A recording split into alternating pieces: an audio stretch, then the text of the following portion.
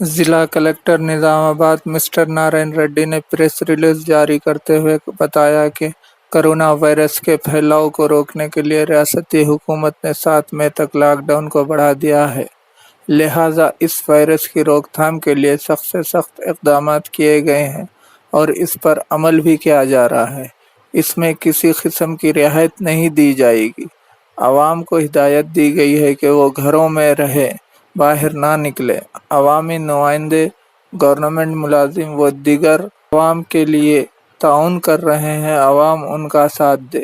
اس کے علاوہ انہوں نے کہا کہ ریڈ زون علاقوں میں کوئی گھر سے باہر نہ آئے۔ اشیاء ضروریہ کو گھر تک پہنچانے کی ذمہ داری زون آفیسر کر رہے ہیں، ان کے مطابق ضوابط کی پابندی کریں۔ ضلع کلکٹر نے کہا کہ تمام مذہبی عبادتی گاہوں میں جا کر عبادت کرنا سخت منع ہے۔ تمام عبادت گاہوں کو نوٹس جاری کر دی گئی ہے۔ آن لائن کھانے پینے کی اشیاء کو خریدنے پر بھی پابندی عائد کر دی گئی ہے۔ ضلع کی عوام سے گزارش کی جا رہی ہے کہ لاک ڈاؤن کی پابندیوں پر عمل کریں۔